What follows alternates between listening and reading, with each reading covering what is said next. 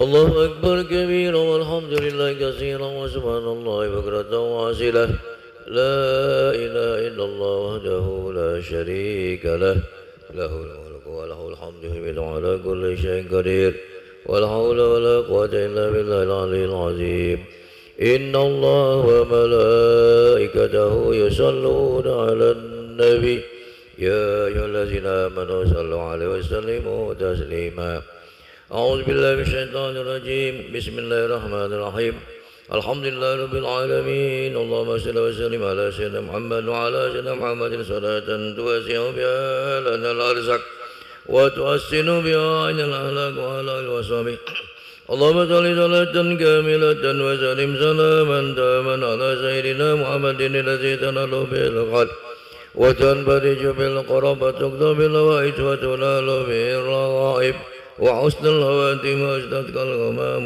في وجهه الكريم وعلى آله وصحبه في كلمة ونفس بعدد كل معلوم لك ربنا اغفر لنا ذنوبنا ولوالدينا ربنا اغفر لنا ذنوبنا ولوالدينا ربنا اغفر لنا ذنوبنا ولوالدينا وارحمهما كما ربيانا صغيرا ولجميع المسلمين والمسلمات والمؤمنين والمؤمنات الأحياء منهم والأموات برحمتك يا رب العالمين ونسألك العلم النافعا ورزقا واسعا طيبا متقبلا اللهم نسألك صحة وعافية وسلامة في الدين والدنيا والآخرة ربنا هب لنا من أزواجنا وذريتنا قرة أعين واجعلنا للمتقين إماما ربنا لا تزغ قلوبنا بعد إذ هديتنا وهب لنا من لدنك رحمة إنك أنت الوهاب ربنا ظلمنا أنفسنا وإن لم تغفر لنا وترحمنا لنكون من الخاسرين ربنا آتنا في الدنيا حسنة وفي الآخرة حسنة وقنا عذاب النار وصلى الله على سيدنا محمد النبي الأمي وعلى آله وصحبه أجمعين سبحان ربك رب العزة عما يصفون وسلام على المرسلين والحمد لله رب العالمين سر الفاتحة.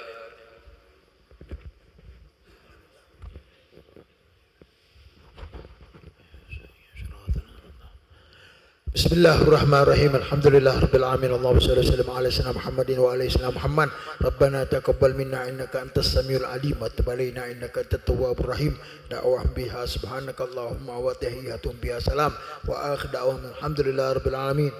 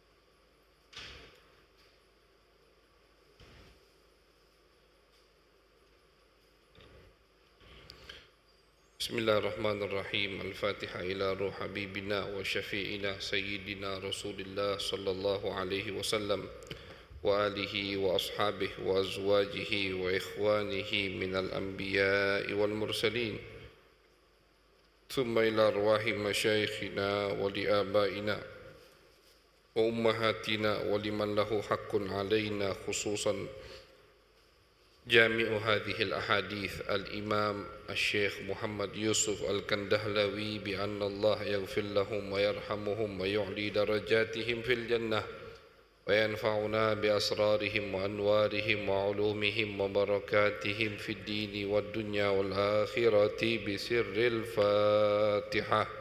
أعوذ بالله من الشيطان الرجيم. بسم الله الرحمن الرحيم.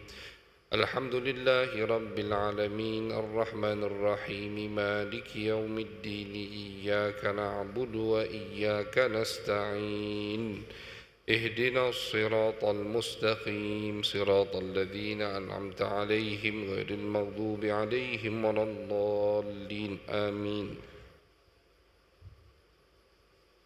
بسم الله الرحمن الرحيم. وبالسند المتصل إلى المؤلف رحمه الله ونفعنا به وبعلومه وبعلوم مشايخنا وبعلوم سائر الصالحين في الدارين آمين إلى أن قال: باب الدعوة إلى الله وإلى رسوله صلى الله عليه وسلم. كتابه صلى الله عليه وسلم إلى كسرى ملك فارس. أخرج البخاري من حديث الليث عن يونس عن الزهري عن عبيد الله ابن عبد الله ابن عتبة عن ابن عباس رضي الله تعالى عنهما أن رسول الله صلى الله عليه وسلم بعث بكتابه مع رجل إلى كسرى وأمره أن يدفعه إلى عظيم البحرين، فدفعه عظيم البحرين إلى كسرى، فلما قرأه كسرى مزقه. قال: فحسبت أن ابن المسيب رضي الله تعالى عنهما قال: فدعا عليهم رسول الله صلى الله عليه وسلم أن يمزقوا كل ممزق. الحمد لله wa syukurillah, puji syukur kehadirat Allah subhanahu wa ta'ala. Salawat dan salam kita haturkan kepada baginda besar Nabi Agung Nabi Muhammad sallallahu alaihi wasallam. Ma'asyiral hadirin, jamaah yang dirahmati oleh Allah, sore hari ini kajian kita yaitu adalah pembacaan kitab Hayatus Sahabah, kumpulan daripada Syekh Muhammad Yusuf Al-Kandahlawi, yang mana kita berada di bab pertama, bab bagaimana dakwahnya baginda Nabi besar Muhammad sallallahu alaihi wasallam. Hadis yang barusan kita baca yaitu adalah hadis bagaimana Nabi besar Muhammad sallallahu alaihi wasallam berdakwah. Bahkan di kalangan para raja pun Nabi berdakwah di jalan Allah subhanahu wa ta'ala. Dua pertemuan kemarin sudah kita dengarkan bagaimana Nabi mengajak Raja Habasyah, Raja Ethiopia, untuk masuk ke dalam agama Islam. Kemudian Nabi juga mengirim surat mengajak ke Raja Romawi Kaisar untuk memeluk agama Islam. Yang ketiga adalah Raja Persia atau Raja Kisra, yang diutus oleh Nabi sahabatnya untuk mengajak Raja Kisra, Raja Persia. Letaknya sekarang itu ada di Iran. Kerajaan Persia itu letaknya sekarang ada di negeri Iran. Dari Madinah ke Iran itu berapa ribu kilo, jauh. Nabi kirim utusan sahabat, diriwayatkan bernama Syuja bin Wahab, wa fi riwayah Abdullah bin Hudzafah. Nabi kirim membawa surat beliau mengajak Raja Persia, Raja Kisra untuk memeluk agama Islam. Kalau kita perhatikan dari semua dakwahnya Nabi Muhammad sallallahu alaihi wasallam, Nabi itu tidak menuntut hasil. Nabi tidak mengandalkan atau semangat karena misalkan ini hasilnya bagus, positif, pasti diterima. Semangat Nabi tidak. Nabi semangat, Nabi giat berdakwah tanpa peduli hasilnya. Yang diajak nerima atau tidak nerima itu bukan urusan Nabi, itu keyakinan Nabi Muhammad. Jadi beda kalau kita sekarang, mungkin kalau dakwah ke tempat yang susah atau kita udah dengar orang yang ada di tempat tersebut, masyarakat sekitar susah untuk menerima ajakan Islam atau susah untuk menerima nasihat, udah ciut mental kita, udah patah semangat kita. Nabi tidak seperti itu. Nabi tidak peduli yang diajak ini masuk Islam atau tidak masuk Islam. Memang yang diharapkan Nabi masuk Islam. Yang beliau inginkan, kalau bisa semua umat manusia masuk Islam setelah beliau diutus, itu yang diinginkan oleh Nabi Muhammad. Allah yang mengatakan dalam Al-Quran, la'allaka bakhi'un nafsaka alla yakunu mu'minin. Kata Allah, jangan-jangan kamu itu sedih hatimu wahai Muhammad ketika mereka tidak beriman. Tidak bisa semuanya beriman. Faminhum syaqiyyu wa sa'id. Ada yang syaqi, celaka dengan kufur kepada Allah, kufur kepada Nabi Muhammad. Ada yang sa'id, bahagia dengan iman kepada Allah, iman dengan Nabi Muhammad sallallahu alaihi wasallam. Ada ashabul yamin, ada ashabul shimal. Itu adalah sunnatullah. Jalan, tulisan, ciptaan alam semesta ini ya begitu jalurnya. Nah, Nabi kalau bisa pengen semua masuk Islam. Itu keinginan Nabi Muhammad. Tapi beliau tidak patah semangat atau tidak menuntut hasil. Ketika berdakwah harus goal atau positif hasilnya. Tidak. Bukti yang pernah kita kaji sudah, bagaimana Nabi belasan tahun, 13 tahun berdakwah di kota Mekah. Bahkan di setiap tahunnya Nabi besar Muhammad sallallahu alaihi wasallam disebutkan dalam kitab sejarah, di setiap tahunnya Nabi Muhammad sallallahu alaihi wasallam setiap musim haji keliling ke tempat perkemahan jamaah haji. Karena haji itu udah ada dari dulu, dari zaman Nabi Adam sudah ada haji. Nabi keliling ke perkemahan jamaah haji tiap tahun. Datang, kalau gitu sekarang misalkan ke kemah orang Indonesia misalkan, datang ke kemah Afrika, ke kemah Yaman, nawari Islam.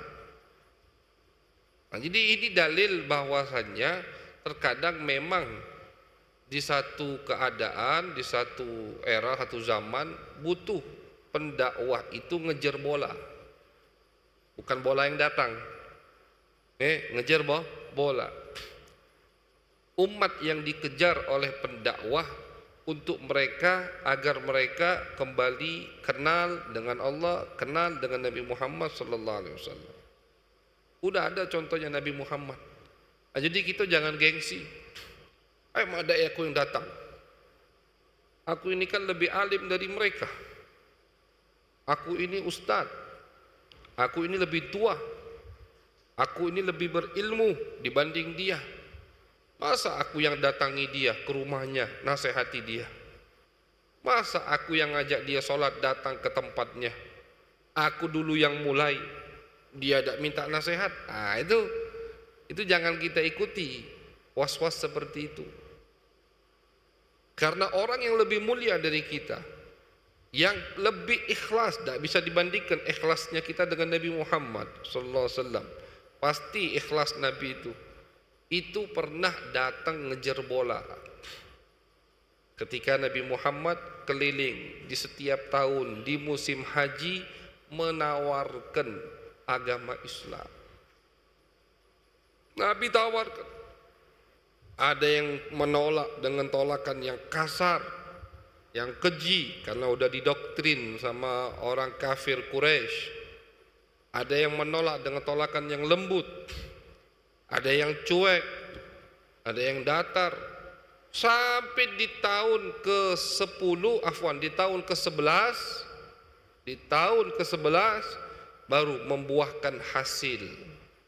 Jadi 10 tahun belum ada hasilnya. Tahun ini gagal. Tahun depan, tahun kedua gagal. Setiap musim haji. Nah, kalau Nabi seperti kita, udah tahun ketiga paling lama ciut sudah, sudahlah. Tidak mungkin diterima. Nabi tidak. Pantang mundur Nabi Muhammad sallallahu alaihi wasallam. Tahun ketiga datang lagi Nabi ke kemah-kemah jamaah haji, ditawari lagi. Tahun keempat datang lagi. Belum ada yang nerima sallallahu alaihi wasallam. Jadi dalam berdakwah itu jangan kita pandang, jangan kita rasukan gengsi-gengsian. Dalam berdakwah ingat, kita ini menyampaikan pesan Allah. Semua kita harus menjadi da'i ilallah. Wal takum minkum ummatun yad'un kuntum khaira ummatin ukhrijat linnas ta'murun bil ma'ruf wa tanhaun 'anil munkar. Kita ini jadi umat yang terbaik, kata Allah. Allah sebutkan kalian itu sebaik-baiknya umat. Apa sebabnya ya Allah? Selain karena kita umat Nabi Muhammad, karena kita juga suka sifat umat Nabi Muhammad, ngajak orang lain ke jalan baik dan mencegah, menghalangi orang lain ke jalan yang tidak baik. Itu sifat yang sangat identik dengan umat Nabi Muhammad sallallahu alaihi wasallam. Jadi semua muslim, semua mukmin, semua umat Nabi punya tugasnya masing-masing dalam berdakwah di jalan Allah Subhanahu wa taala di bidang masing-masing, ya, di istilahnya di divisi masing-masing yang Allah siapkan. Ada yang di bagian ini, ada yang di bagian ini, tergantung yang Allah bukakan untuk kita. Jangan sampai kita pasang atau kita ngerasa gengsi-gengsian. Karena yang kita sampaikan tugas dari Allah, tugas dari Nabi Muhammad sallallahu alaihi wasallam, yang orang yang kita ajak adalah umat Nabi Muhammad sallallahu alaihi wasallam. Tiap tahun Nabi tahu. Tahun keempat gagal, kelima gagal. Ini nunjukkan Nabi itu tidak mikirkan hasil. Tidak semangat gara-gara oh ini 80% positif, mereka nerima, baru semangat dakwanya. Tidak. Sampai di tahun 11 setelah beliau diutus oleh Allah, 3 tahun sebelum hijrah ke kota Madinah, baru ada hasil. Orang dari Madinah, beberapa orang, belasan orang menerima dakwah Nabi besar Muhammad sallallahu alaihi wasallam. Belasan, bukan langsung 3.000. Belasan pula. Berapa tahun? 10 tahun. Habis itu menghasilkan bukan langsung ratusan ribu, belasan orang. Nabi itu mengikuti proses Allah Subhanahu wa taala. Setiap sahabat, wajar sahabat manusia, mereka murid Nabi Muhammad. Kadang ada beberapa sahabat yang tidak mau ikuti proses. Ayo ya Rasulullah langsung begini. Ayo kapan kita boleh perang? Ketika sahabat masih di Mekah, itu sudah gatal mereka pengen jihad fisabilillah. Tapi Nabi mengikuti proses Allah Subhanahu wa taala.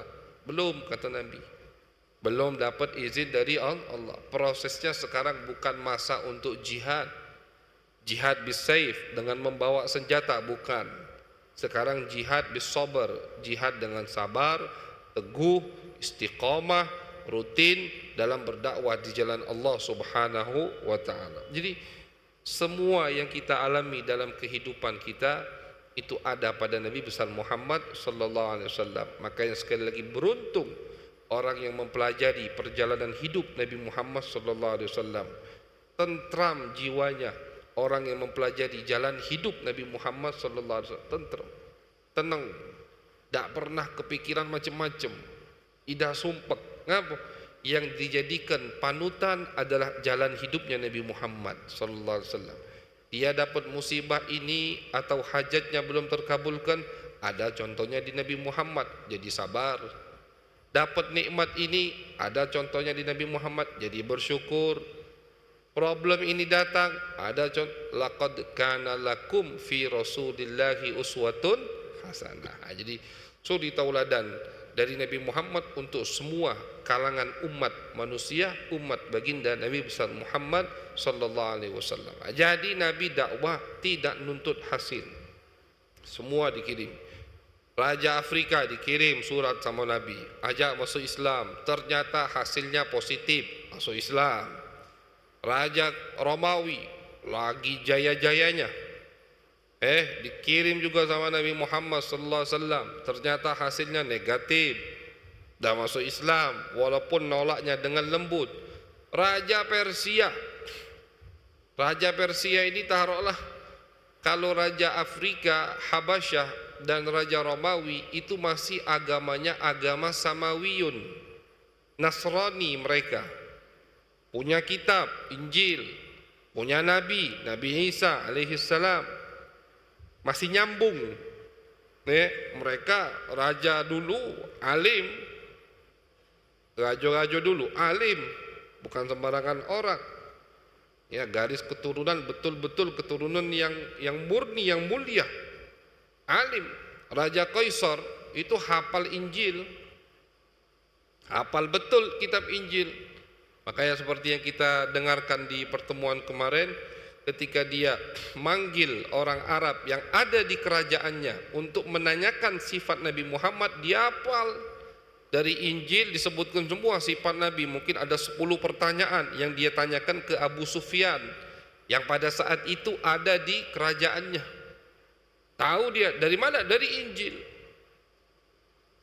Jadi Raja Afrika, Raja Romawi itu masih agak sejalur dengan Islam karena sama-sama agama Allah, agama ajaran yang diturunkan oleh Allah Subhanahu wa taala.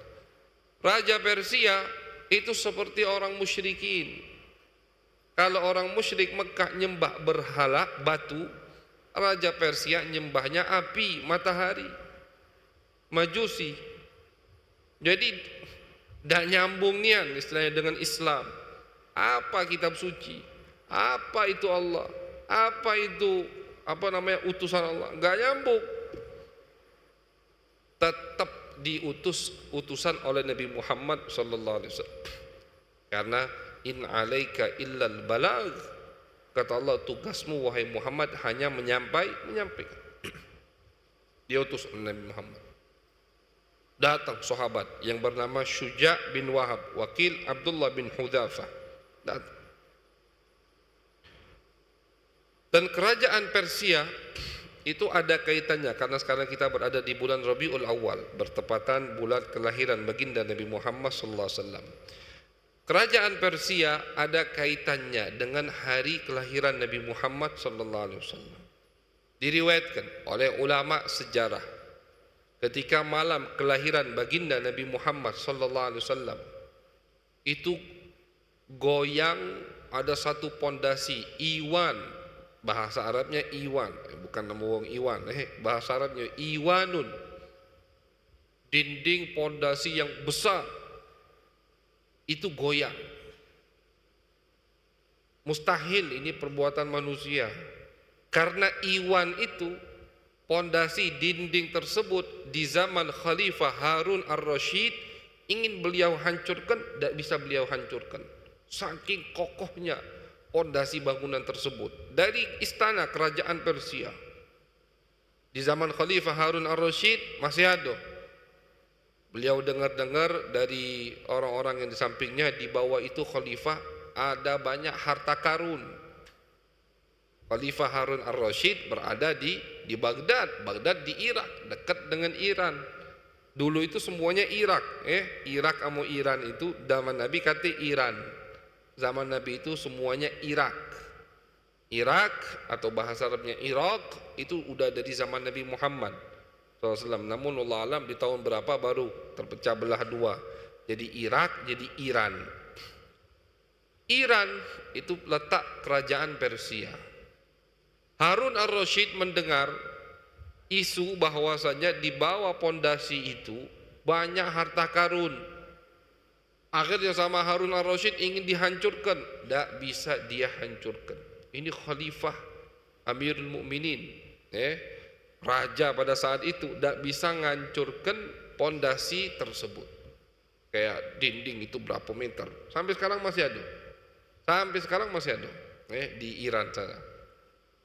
Itu pondasi goyang di malam kelahiran baginda Nabi Muhammad sallallahu alaihi wasallam, goyang. Gara-gara pondasi itu goyang, 14 tiang di dalamnya runtuh, hancur. 14 tiang. Tiangnya bukan ini tiang kecil kalau dibandingkan tiang dengan kerajaan Kisra. Besar tiang. 14 tiang hancur, roboh. Tuh, 1, 2. Di malam kelahiran Nabi Muhammad sallallahu alaihi wasallam. Roboh. Sudah bingung. Satu kerajaan bingung, satu istana bingung. Ngapa ini hancur? Katik sebab, katik gempa, katik apa. Tiba-tiba goyang, habis 14 tiang hancur. Akhirnya sama ulama sejarah ketika dicek 14 itu apa? Tanda 14 ini apa? Ternyata dari dilahirkannya Nabi Muhammad sallallahu alaihi wasallam sampai habisnya, hangus, hilang dinasti kerajaan Persia itu cuma 14 raja. Dari dilahirkan Nabi Muhammad sampai Raja Persia habis, hangus betul, itu cuma 14 raja. Di zaman siapa? Di zaman Sayyiduna Umar bin Khattab radhiyallahu taala an. Setelah Nabi wafat kurang lebih 5 tahun atau 6 tahun. Jadi kalau kita hitung dari umur Nabi 63 tahun, taruhlah 7 tahun, 70 tahun. Selama 70 tahun berganti 14 raja di kerajaan Persia. Karena memang kerajaan Persia itu saling sikut. Anak bunuh bapak, anak bunuh bapak, bapak bunuh anak. kakak bunuh adik, ponakan bunuh pamannya, paman bunuh ponakan. Makanya saling sikut, akhirnya saling kudeta. Dalam kurun jangka waktu yang tidak terlalu lama, 70 tahun, itu berganti 14 kali raja. 70 tahun dari Nabi lahir sampai kerajaan Persia hancur, hangus betul, habis 70 tahun, itu 14 raja. Salah satu penyebab kerajaan Persia itu hancur, tidak ada sisa sama sekali, yaitu ini. Ketika Nabi Muhammad SAW mengirim utusan kepada kerajaan Persia untuk mengajaknya masuk ke dalam agama Islam. Datang. Sombong, Raja Kisra ini sombong. Akhirnya kata dia, siapa? Ada utusan dari orang Arab, Madinah, ngaku sebagai Nabi. Oh, udah sombong. Kok hambaku berani ngaku sebagai Nabi? Oh, itu omongannya. Jadi dia anggap budaknya semua itu. Kok berani ngaku sebagai Nabi? Mana? Tak boleh masuk utusan Nabi Muhammad. Suratnya aja ambil. Saking sombongnya, tak galak nemui utusan Nabi Muhammad SAW. Cuman sahabat yang dikirim Nabi, mentalnya juga mental baja. Kata dia, tak bakal aku serahkan surat ini sampai aku sendiri yang menyerahkannya ke Raja Kisra, seperti yang diperintahkan oleh Nabi Muhammad SAW. Ini surat-surat penting dari manusia termulia. Tak boleh sembarang-marangan babit-babitkan ke wong. Tak, kata dia. Sampai aku letakkan ke depan Kisra, baru aku kasihkan ini. Kalau tidak. Melihat mental sahabat, ini yang ditantang Raja Kisra. Akhirnya mundur Raja Kisra, dia sudah suruh masuk sahabat ini. Masuk, dia berikan surat Nabi Muhammad SAW. Dibuka oleh Raja Persia, Raja Kisra. Ketika dibuka oleh Raja Persia, oleh Raja Kisra, di situ tertulis.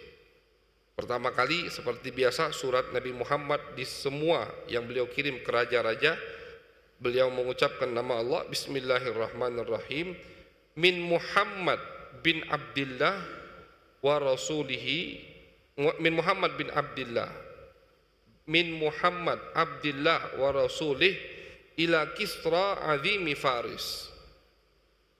Kata Nabi setelah menyebut nama Allah, dari Muhammad, hambanya Allah dan utusannya Allah.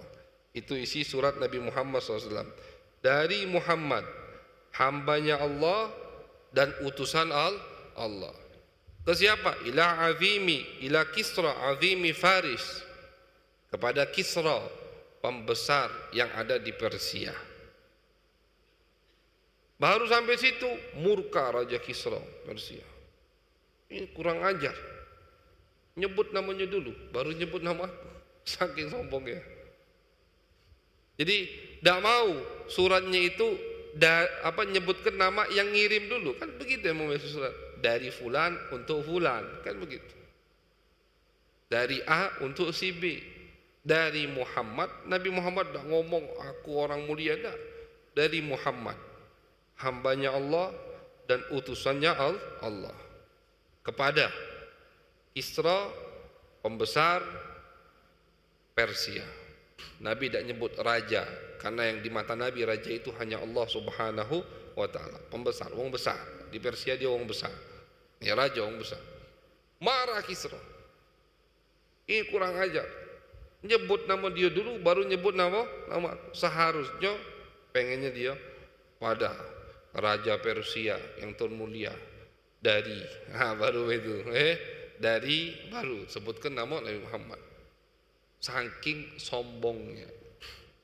Akhirnya belum dibaca lagi, tak boleh dibaca, langsung disobeknya surat Nabi Muhammad SAW.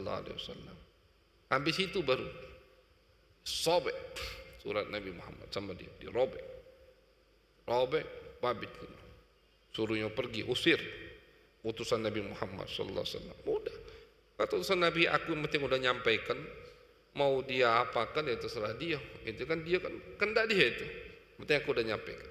Pulang utusan Nabi Muhammad menghadap Nabi Muhammad sallallahu alaihi wasallam. Kata Nabi bagaimana?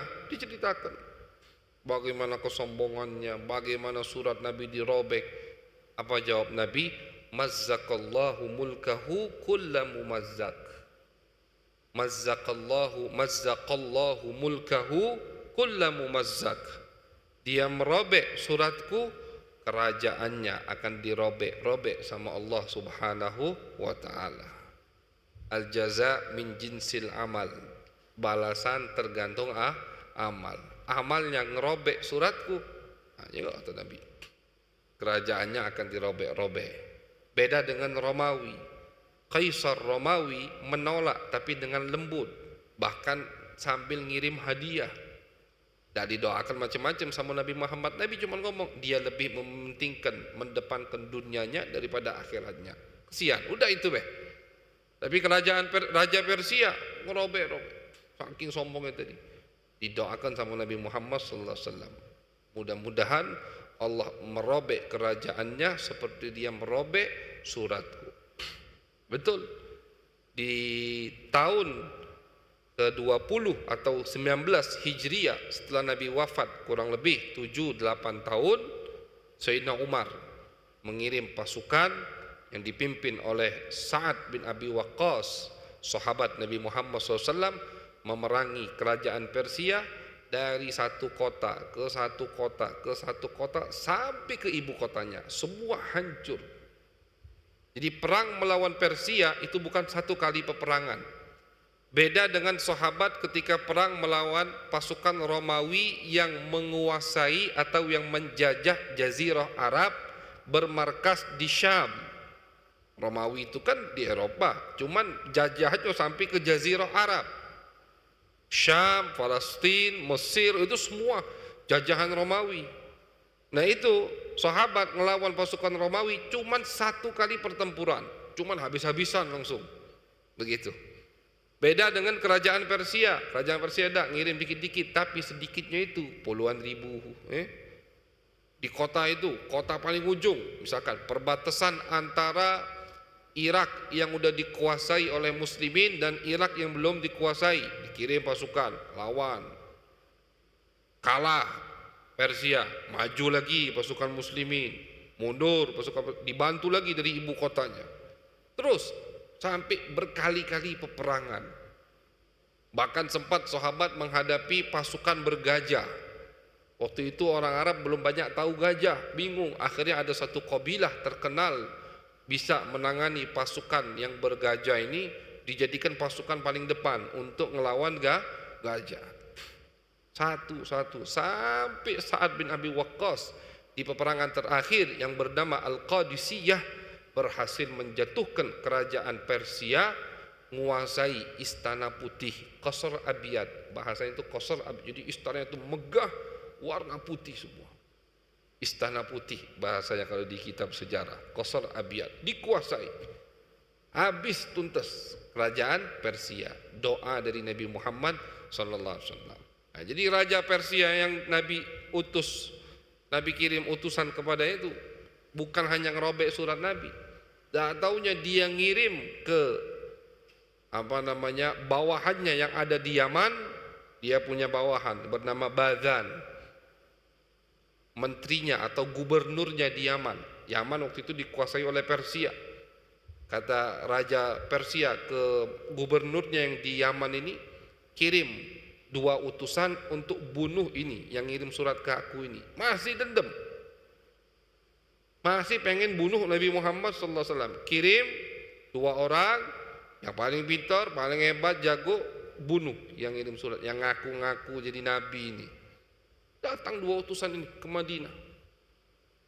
Ketika sampai di Madinah, pura-pura mau menghadap Nabi Muhammad sallallahu alaihi wasallam. Nabi tahu udah, Nabi udah tahu. Kata Nabi, sudahlah, tidak usah kalian laksanakan perintah raja kalian itu. Karena dia udah mati semalam. Dia semalam udah mati, kata Nabi.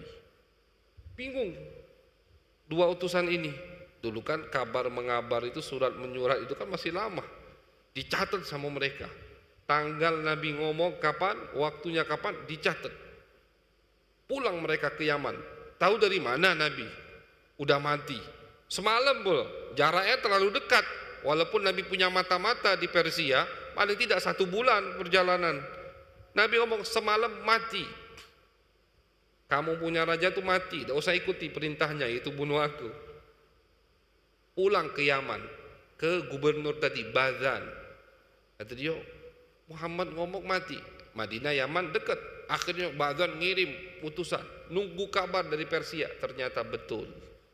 Di waktu yang Nabi ngomong semalam mati, betul mati. Nabi ngomong pelakunya siapa? Anaknya dewek, kata Nabi.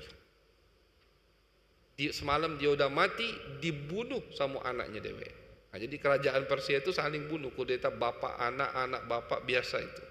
Sudah, kata Nabi, tidak usah kau ikuti perintahnya. Bahkan Nabi jadikan ini momentum untuk ngajak gubernurnya masuk Islam. Bazan, kata Nabi, ikut aku masuk Islam, tetap kau jadi gubernur, tapi dengan syarat masuk Islam. Akhirnya Bazan dan yang lain, karena dia tahu, ini bukan sembarang orang. Kok bisa tahu kabar kematian Raja Persia di waktu yang begitu dekat? Kami pun tidak tahu. Dari situ Bazan, gubernur Persia dulunya, yakin bahwasannya ini adalah utusan Allah Subhanahu wa Ta'ala. Masuk Islam dan diteruskan sama Nabi, tugasnya sebagai wakil Nabi Muhammad di negeri Yaman. Dulunya wakil Persia, jadi wakil Nabi Muhammad sallallahu alaihi wasallam. Dan anak dari Persia yang habis bunuh bapaknya ngirim ke Bazan, sudah, jangan musuhi orang itu. Tahu, itu bukan sembarangan orang, itu adalah Nabi akhir zaman tapi tidak iman. Yang iman cuman yang ada di Yaman, Bazan. Anak keturunannya semua masuk ke dalam agama Islam. Jadi dakwahnya Nabi Muhammad SAW tidak menuntut hasil. Surat beliau dirobek, tidak masalah. Yang penting ngajak orang ke jalan Allah Subhanahu wa Ta'ala. Ini yang harus kita tiru ketika kita ingin berdakwah di jalan Allah Subhanahu wa Ta'ala. Harus gigih, giat, getol, pantang mundur, tidak menuntut hasil yang positif dari Allah Subhanahu wa Ta'ala, karena hasil itu semua urusan Allah. Tugas kita hanya menyampaikan apa yang diperintahkan oleh Allah, yang diperintahkan oleh Nabi Muhammad sallallahu alaihi wasallam. Mudah-mudahan kita bisa mengamalkan apa yang kita dengarkan, bisa menjadikan Nabi besar Muhammad SAW suri tauladan kita, panutan hidup kita, panutan semua yang kita lakukan. Amin ya rabbal alamin. Allahumma aghnina bil ilm wa zayyinna bil hilm wa akrimna bit taqwa wa jamilna bil afiyah. Rabbana taqabbal minna innaka antas samiul alim, tub alaina innaka antat tawwabur rahim. Sallallahu ala sayyidina Muhammad wa ala alihi wasallam. Walhamdulillahi rabbil alamin. Assalamualaikum warahmatullahi wabarakatuh.